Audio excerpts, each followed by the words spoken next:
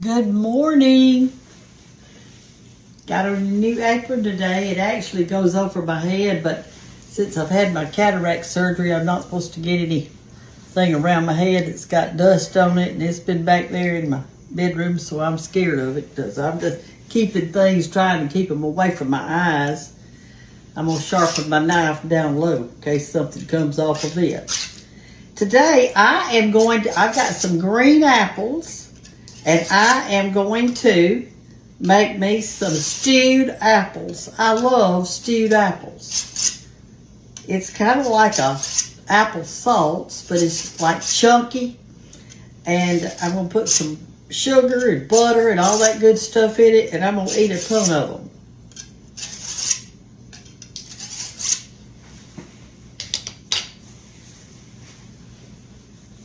I'll show you what kind of apple I'm going to use. I'm going to use Granny Smith apples. These big green ones. Can y'all see okay? My mother used to make stewed apples a lot. She did. I'm just going to cut it in two, and then I'm going to peel this part, and we're going to put them right directly in our pot, right here. And this knife, sharp like this, it just glides right through it. Just absolutely glides through it. I'm going to take these peelings and put just a little bit of water in them and a little bit of sugar.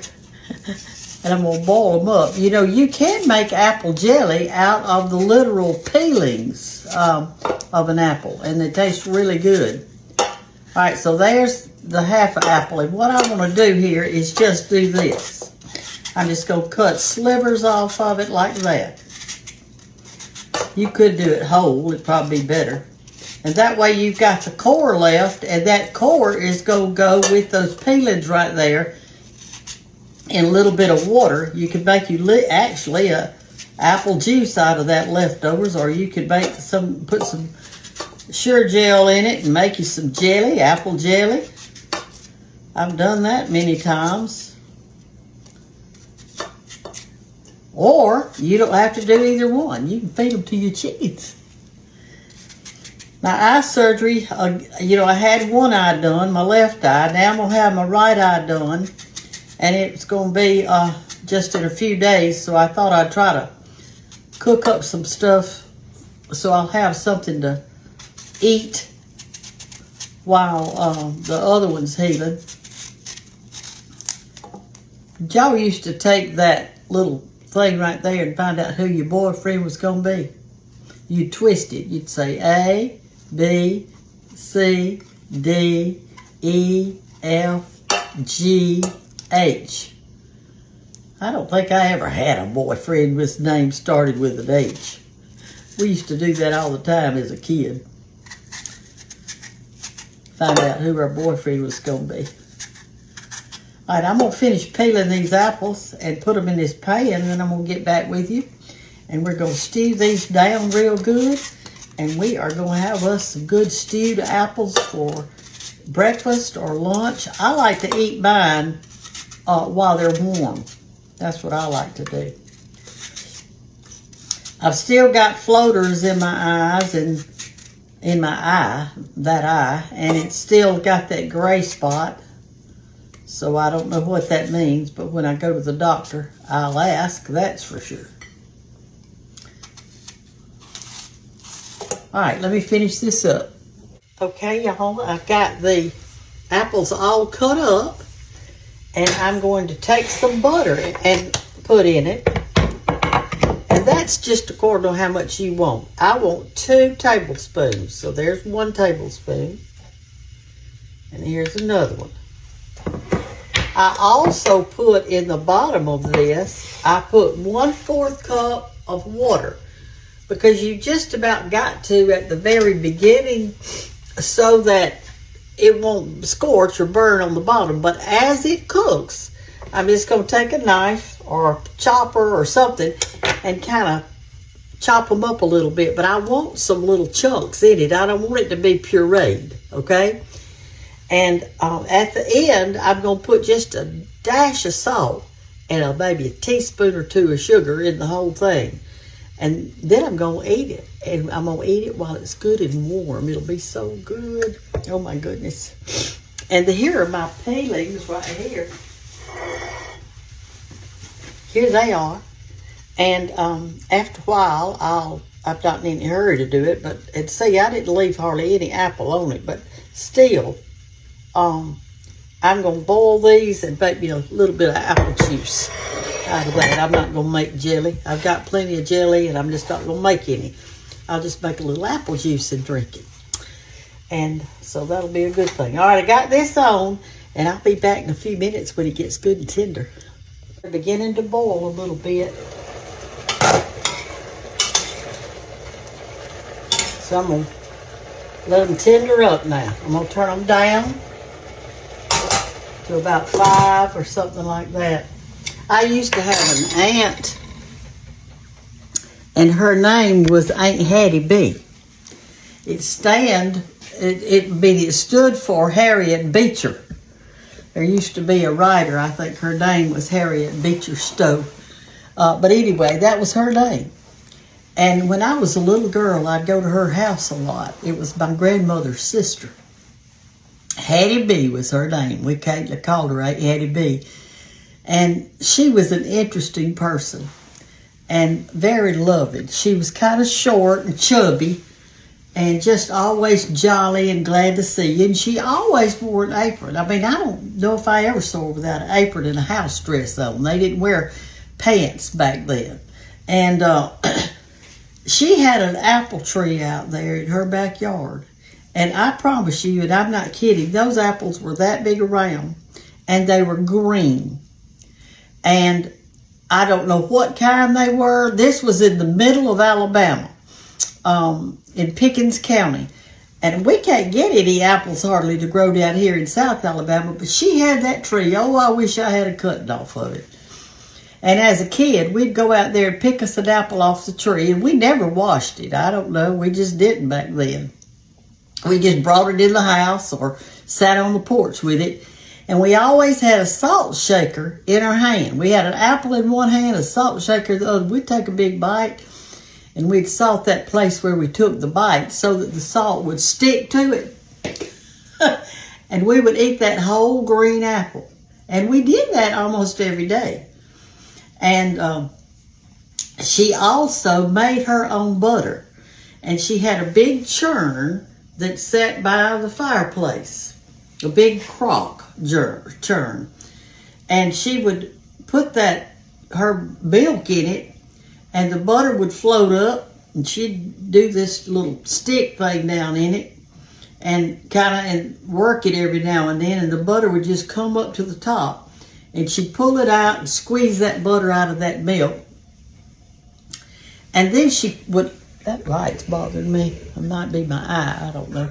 And then she would put it in a little bowl and keep squeezing it and patting it and squeezing it and patting it till all that milk product came out of it. And she would add a little salt. And she would she'd put it in a different bowl then, like a flat kind of bowl. And she would take a knife or the back of a spoon, and she'd smooth that butter out like this. It would be like an igloo shape, a dome shape. And it didn't taste like any butter that I ever tasted today. I wish I had a big old biscuit with some of that good homemade butter in it. Now that milk that she did that in, that was going to be her buttermilk to make some good White Lily biscuits. And she actually used White Lily. I mean, this White Lily's been around a long time, and all my folks used it. Grandmas and aunts and uncles, my mama, we used to do that. But anyway, she was an interesting person, and she is the one that had hogs. And she is the one that her son, his name was Redmond, he would go out there and dig this hole in the ground. It'd be kind of long, but not too deep. And they would build their fire in it. Put logs and whatever in that hole. It was long though. and get it going. Let me check my apples. They're okay. And then what they did is they put this grate over the top of that hole that had holes in it. It was a metal grate. It covered the whole thing. Then they killed the hog, cleaned it real good, and I guess split it in half because the whole hog was up there. The whole hog. They put the whole hog over that giant hole with that giant grate over it. And they'd roast it on one side, they'd roast it on the other, and they let the fire, burn down. It was hot coals in it, but it wasn't like a fire coming up anymore. They just had that down. They'd stir those coals around every now and then and add just a little bit of wood. They didn't want the actual blaze to touch the hog. They just wanted that heat to come up. And they called, during that time, they called that hog killing weather because it was real cold outside, and that was a good time to kill hogs. And we still, the farmers still do that today. And when it's really cold out there outside, they'll say, "Oh Lord, this is hog killing weather." But she was an interesting sort, and I guess she had other sisters, Aunt Lucy. And she was a school teacher, and Aunt Conradine, and she was a school teacher. And I don't know, I'm trying to think how many sisters my granny had. Let's see, there was Kitty. Anyway, she had a bunch of them, and I think she just had one brother out of the whole bunch, all over girls. I told Hannah one day, I said, "You've had all these girls, so when they start having grandbabies, you'll probably get all boys." She doesn't know what to do with a boy. All right, we're going to let this cook a little while. We're fixing to eat us some good old stewed apples here in just a minute. Y'all, our apples are so tender. Look. Here's what they look like. I've got 2 teaspoons of sugar, and that's all I'm putting in it. I want mine to have that little tart taste to it. And this will kind of cut the tart taste a little bit. But that's what I want is that. Okay, now over here right here, I'm going to scramble me a couple of eggs. And what I've done is I took me some mushrooms. I love sauteed mushrooms and eggs. And so I'm going to take a bowl and I'm just going to crack me a couple of eggs in it. My mushrooms are already tender. And I'm going to put them in there with it. We're fixing to eat us something good. Y'all want to eat you something good today? Put some black pepper in our eggs. Oh my gosh, that really came out big time.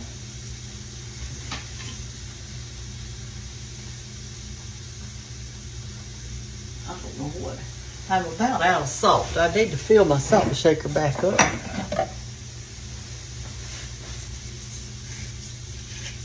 I got enough in here to do my eggs anyway.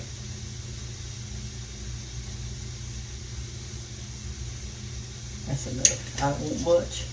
Let's beat them up. What are y'all having for breakfast this morning? What are y'all having for breakfast this morning? I know y'all will be glad when our eyes get all done, so I can put some makeup on. I'm telling you, that eye I've got a little bit of dust under the lid of it, but I can't do anything about it because I can't touch it. I guess it's dust. I don't know what. I feel a little scratchiness up under there. But I'm going to leave it alone. I'm not touching it. All right, let's put our eggs in there and turn that up a little bit. We're fixing to have us something good. Some breakfast. We're going to have us some eggs and mushrooms. Somebody gave me this, and I opened it a while ago. It's artichoke, and I tasted it, and it is so good. I would love it on a piece of bread. but I don't have any bread in the house, and I'm not going to start making it. I need a spatula. That isn't doing right. It's sticking to the bottom of my pan.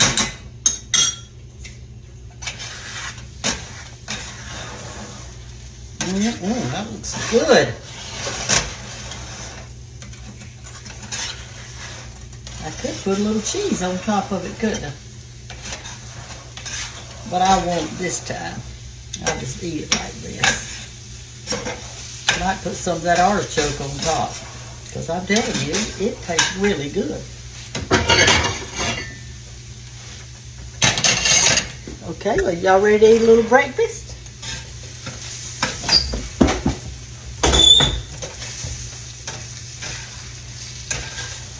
All right, here's our 2 eggs and our mushrooms.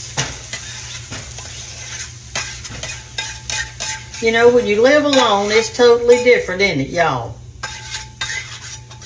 Some of y'all are single, you've never been married, and you're young and healthy, running around to restaurants and whatever, and then having to cook for yourself at home.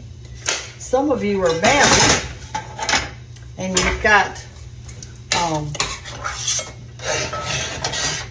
yourself and one other to cook for. And some of you were married, and now you're, if you lost your spouse, some men and some women, and we have to learn to recook, and how to cook for one and how to cook for two. And some of y'all had a house full of children, and now you've got an empty nest, and that's a whole nother ball game. That is a whole nother ball game, I'm telling you.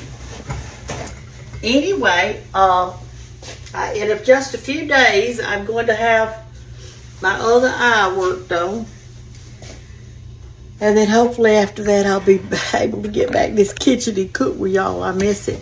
I'm going to get some of this out and put it kind of on the side. I may dip my little, part of my little mushroom in it. It's artichoke.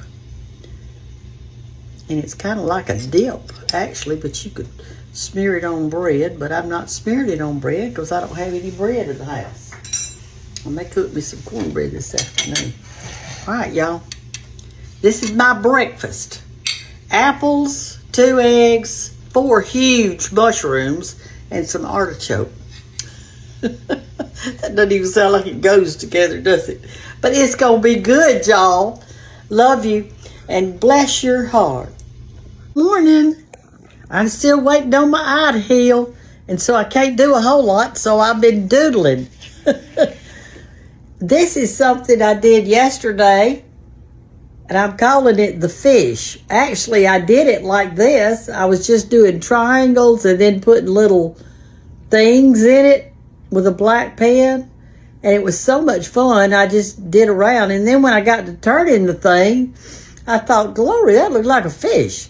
So I named it the fish. And so I did another one. This was the first one I did. I'm going to cover up what I named it and see if y'all can guess it. I did this one, and I was just playing around with it and doing some stuff. And as I got to look at it, this one, I thought, glory, that looks like a bird. And it does kind of look like a weird bird, doesn't it? His wings are going the wrong way. But it was fun, and it kept me busy. There's not a whole lot I can do. I've been kind of putting my dirty clothes in the washer as I wore them. Not washing them, just putting them in there. And my towels, bath cloths, dish towel, whatever. And so I called Hannah this morning. I said, come over here. And I washed them, put my detergent in there. And I didn't pick up the bottle of detergent that was full because it was too heavy. So I picked up the little one. But anyway, I called Hannah this morning. I said, Hannah, come over here and take my clothes out of my washer and put them in the dryer. She said, I'll be there in just a minute, Mama. So she came over. She'd been walking with her Walt's new puppy. I think that puppy loves Hannah the most. Can you blame her? Can you blame that puppy? Anyway, she feeds him all the time. But anyway, she came over, put all my clothes in the dryer.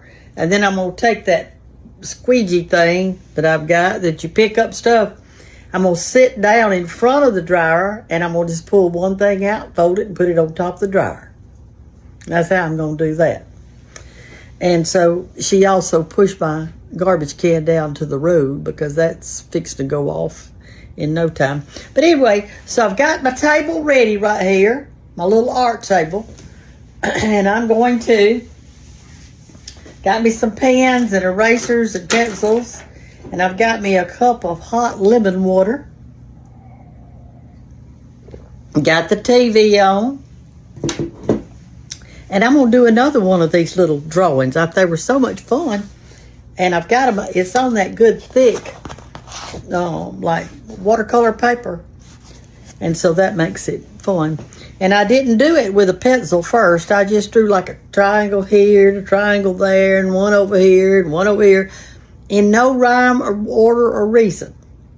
And then on this one, I made, after I did my triangles, I made a few curved lines. You can see the curved ones. But this one, I only did one curved line. Only one curved. Everything else is straight. But it was fun doing it. I mean, you know, I can't just sit here. I could read a little bit, but I can't. It's not good because I hadn't got this eye done yet. And if I put on my glasses, somebody said, just take the lens out of that eye, the one you just had your surgery on, and leave the lens in this pair of eyeglasses, and then you can see it. I did that, but they were still so different from each other that the words were just kind of mixing around. I don't know. Anyway, I hope y'all have a wonderful day, and I'll keep you posted on my surgery. Supposed to have this eye done just in a few days, and then I'll just recover from that and be okay. I miss working in the yard. I miss cooking, and you know, I'm not supposed to stir around too much in the house because I'm not supposed to get dust in my eye. And my house is dusty. I know it's dusty. I can see it now that this eye's fixed. Talk to y'all tomorrow. Bye-bye.